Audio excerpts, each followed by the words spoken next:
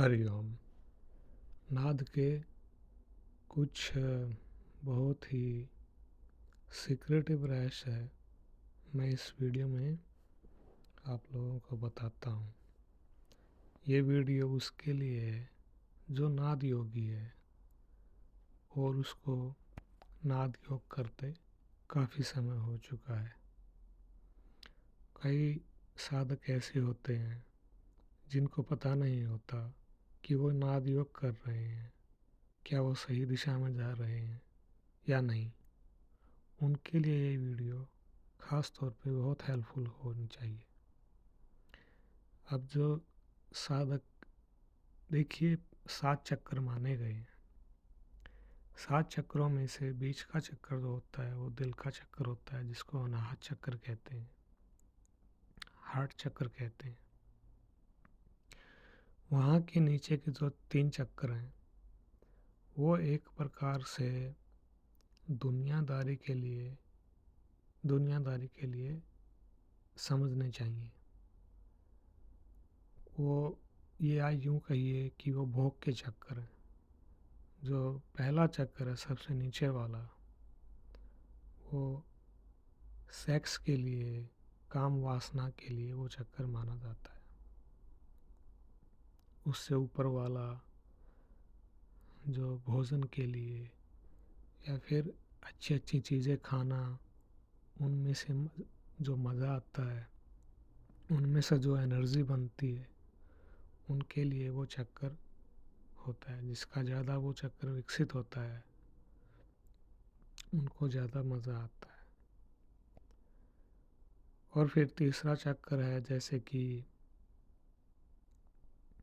हमारी जो स्प्लीन होती है, पैनक्रियाज होता है, उधर जो भोजन में अग्नि प्रदान करता है, वहाँ काम आता है। उसके लिए वो चक्र माना जाता है। डिज़ायर, उधर इमोशंस ज़्यादा हो जाते हैं, जैसे कि डिवोशन, भगवान के लिए डिवोशन। शरीर की जो ऊर्जा होती है वो कहाँ पे लगती है? जो डिवोशन वगैरह शुरू होते हैं इन चक्रों में होते हैं। थोड़ा बहुत साधना योग अभ्यास करने पर भी वो चक्कर बहुत काम आते हैं। जब साधक ध्यान साधना करता रहता है और उसको नाद की आवाज़ें सुनाई देनी पड़ जाती हैं, और नाद की आवाज़ें तो पेट जो सेकंड चक्कर उधर से ही सुनाई देनी पड़ जाती हैं, तो धीरे धीरे जैसे ऊपर उठता है साधक, तो जो झिंगुर की आवाज़ है, घंटियों की आवाज़ है, वो ये कहिए कि दूसरे चक्कर से ही सुनाई देनी पड़ जाती है, और वो और तेज़ हो जाती हैं जैसे कि तीसरे चक्कर में पहुंचेंगे। जैसे जैसे चौथे चक्कर में आएंगे, जो जो हमारे दिल के पास है, दिल पे ही है, द लंग्स, हार्ट, ये एरिया है, यहाँ पे गर्मी ज़्यादा शुरू हो जाती है, हीट। सो जब साधक तपस्या करता है तो इस एरिया में अग्नि और तेज़ हो जाती है, इसलिए इसको अनाहत चक्र कहते हैं। यहाँ पे अग्नि का जो नाद है वो धुन शुरू हो जाती है, जैसे कि तारों की आवाज़, बीन की आवाज़, एक तारे की आवाज़, हारमोनियम की आवाज़। तो ये हार्ट चक्र से शुरू हो जाती है। उसके बाद फिर साधक जैसे जैसे वहाँ पे समाधि लगनी शुरू हो जाती है। अगर साधक हार्ट चक्र पे बहुत ध्यान दे और उन जो नाद है उनमें समा जाए तो समाधि लगनी शुरू हो जाती है।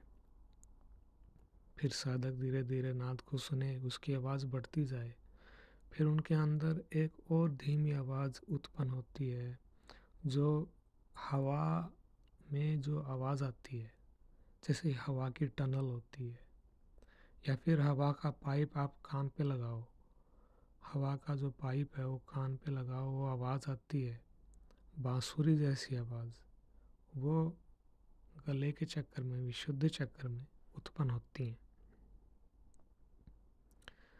उसके बाद हमारे जो ये ऐसी आवाज़ें हैं जो बांसुरी, जैसे बीन की आवाज़ें वगैरह, ये थोड़ी बांसुरी में बदलती हैं। गले में बीन की आवाज़ें, sorry if I said something else, तो ऊपर जाते हैं तो फिर बांसुरी की आवाज़ कान में शुरू हो जाती है। वो कान का चक्कर जो होता है, इसमें मैंने 10 चक्रों का वर्णन किया है। तो कान का चक्कर, अगर दिल का चक्कर चौथा है, पांचवा गले का चक्कर है, छठा कान का चक्कर होता है, सातवां आग्नेय चक्कर होता है जो आँखों के बीच होता है या फिर माथे के बीच होता है, पिट्यूटरी ग्लैंड होता है। मेरी दूसरी वीडियो आप देखिए, उसमें पता चलेगा। मैंने बताया है कि जो आवाज़ें होती हैं, जो आप कान के पास आवाज़ें सुनाई देती हैं, सारे चक्कर हमें कान के पास ही सुनाई देते हैं। क्यों सुनाई देते हैं, उसका मैंने दूसरा वीडियो बनाया है, वो ज़रूर देखिए आप।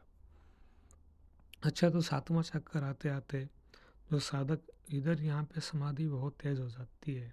साधक जो बैठता है, सातवें चक्कर तक पहुँचता है समाधि में, वहाँ पे फिर ज्योति प्रकट हो जाती है, जिसको हम थर्ड आई बोलते हैं। उधर से साधक और भी गहरे ध्यान में चला जाता है। शरीर का आभास नहीं रहता, प्राण शक्ति ऊपर ही रहती है। तो उधर से फिर साधक, मतलब उसके लिए काफ़ी आसान हो जाता है फिर आत्मा तक पहुंचने में। कितना समय लगे ये तो सब पे अपने अपने कर्म पे, अपने अपने प्रोग्रेस पे डिपेंड करता है। किसी का कुछ महीने में हो जाता है, किसी का कुछ साल लग जाते हैं, किसी का पूरा जीवन करते रहो तब भी पूरा नहीं होता, फिर उसको दोबारा जन्म लेना पड़ता है वगैरह, कई जन्मों में जाके ऐसा होता है। तो आत्मा तो अमर है, शरीर आता जाता रहता है। हमें चिंता नहीं करनी चाहिए कि हमारी प्रोग्रेस कितनी तेज़ है वगैरह वगैरह। ये हमें परमात्मा पे छोड़ना चाहिए और कर्मा पे छोड़ना चाहिए। और एक बात और मैंने यहाँ पे जिक्र किया है, लास्ट के 2 पैराग्राफ हैं, जैसे कि सच्चा साधक जो आत्मा का साक्षात्कार चाहता है, उसको शक्तियों के चक्कर में नहीं पड़ना चाहिए। अगर आप शक्तियों के चक्रों में पड़ोगे तो आपकी जो कुंडलिनी शक्ति है वो नीचे गिर जाएगी। अगर मान ले आप शक्तियाँ आ भी जाए, फिर उनका आप प्रयोग करना शुरू कर दोगे, जैसे कि थर्ड आई खुल जाए, उसमें पास्ट प्रेजेंट फ्यूचर दिखता है वगैरह वगैरह। तो ऐसे चक्रों में हमें नहीं पड़ना चाहिए। इनसे अगर आत्मा साक्षात्कार चाहते हैं तो फिर इनसे ऊंचा उठना चाहिए, ऊपर जाना चाहिए, आत्मा के लिए प्रयत्न करना चाहिए, उसके लिए समय बहुत लगता है। तो एक सच्चे साधक को चाहिए कि उसमें अहंकार, मोह माया, इन सब का त्याग करना चाहिए।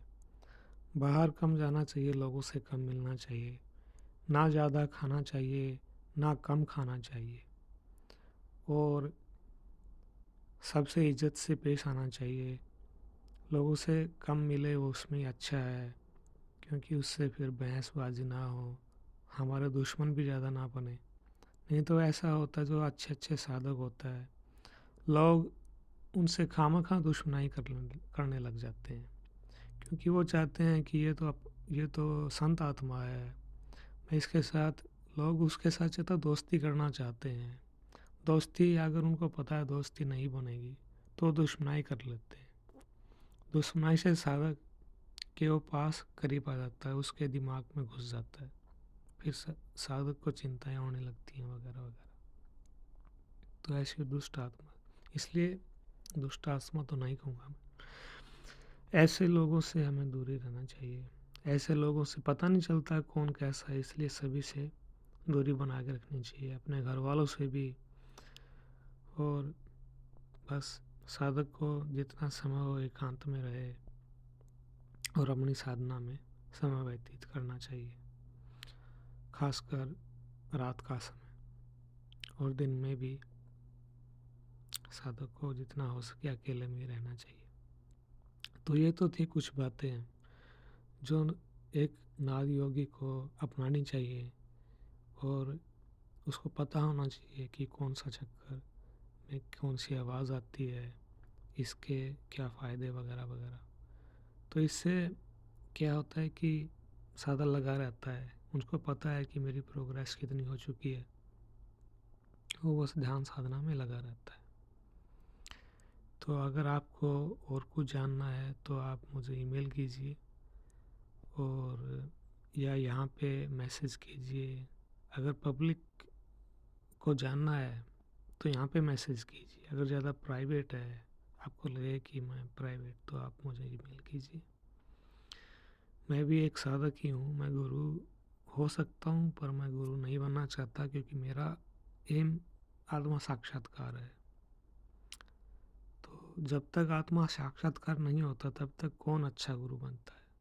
आजकल बहुत गुरु हैं ऐसे जिनका आत्मा साक्षात्कार नहीं है, गुरु बने बैठे हैं, क्योंकि ये स्लो चल रहे हैं।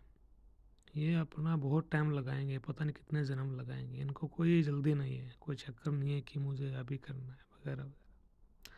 पर जो सच्चे साधक होते हैं वो गुरु वगैरह कम बनते हैं, वो अपने ही धुन में लगे रहते हैं, अपनी ही तपस्या त्याग में लगे रहते हैं। तो ये कुछ बातें हैं जो मैं आपके साथ शेयर करना चाहता था। शायद आप ये यूट्यूब पे मिल जाए, मेरी वीडियोस भी कम लोग देखते हैं, पर जो भी देखे and you need help, please contact me. Thank you. Hari Om. Tat Sat.